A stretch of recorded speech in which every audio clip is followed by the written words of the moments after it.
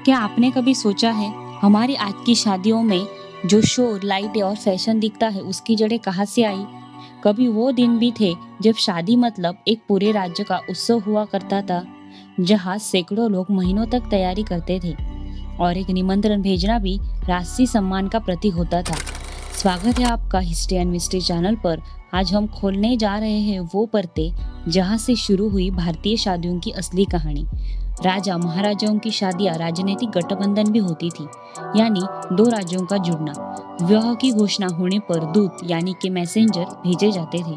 ये निमंत्रण पत्र लेकर नहीं, बल्कि चांदी की पट्टिकाएं लेकर जाते थे, जिस पर निमंत्रण खुदा हुआ होता था। शादी की तारीख ज्योतिष तय करते थे, जो राजवंश की कुंडलियां देखकर शुभ समय बताते थे। पूरा राज्य सजाया जाता था। किले की दीवारों पर रंगोली जैसी नक्काशी, फूलों की मालाएं और दीपों की कतारें लगाई जाती थी। राजमिस्त्री सजावट संभालते थे। राज रसोइया भोग की योजनाएं बनाते थे। अश्वपालक घोड़ों को सजाते थे।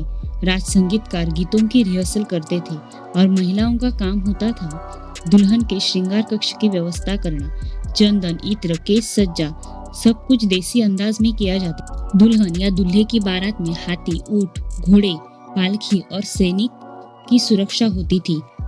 रास्ते में ढोल, नगाड़े, शहनाइयां बजाई जाती थी। जगह जगह फूलों की वर्षा और अतिथि सत्कार होता था। महिलाएं महलों से झरोके से बारात देखती थी। ये खुद में ही एक उत्सव हुआ करता था। मंडप सुगंधित लकड़ियों और कपड़ों की कतारों से सजाया जाता था। 7 फेरे के मंत्र राजपुरोहित द्वारा बोले जाते थे। शाही भोग में 56 प्रकार के व्यंजन परोसे जाते थे, जिनमें सोने की थालियों तक का इस्तेमाल होता था। मेहमानों को कीमती रेशमी वस्त्र और गहने उपहार में दिए जाते थे। अब थोड़ा इतिहास में पीछे चलते हैं। वैदिक काल में शादी को फंक्शन नहीं कहा गया, उसे कहा गया संस्कार। संस्कार का मतलब था इंसानों को समाज के योग्य बनाना।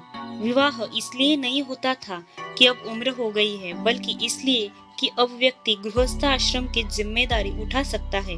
ऋग्वेद में विवाह का शब्द है पाणी ग्रहण, यानी हाथ पकड़कर वचन देना। आज स्वयंवर को प्रतियोगिता की तरह माना जाता है। असलियत में इसे ज्यादा कठोर थी। स्वयंवर का उद्देश्य था सबसे योग्य शासक चुनना। सीता स्वयंवर का असली अर्थ था कि शिवधनुष्य युद्ध में जो प्रयोग होता था, भारी, असंतुलित और खतरनाक। धनुष्य तोड़ने का मतलब था जो इसे संभाल सकता है वही राज्य और स्त्री को भी रक्षा कर सकता है। यह प्रेम की परीक्षा नहीं, सैन्य क्षमता का परीक्षण था।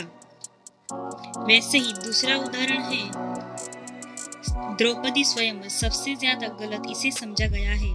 5 पतियों का विवाह आज के नैतिक चश्मे से अजीब लगता है, पर महाभारत स्पष्ट कहता है 5 पांडव, 5 राजनीतिक शक्तियां।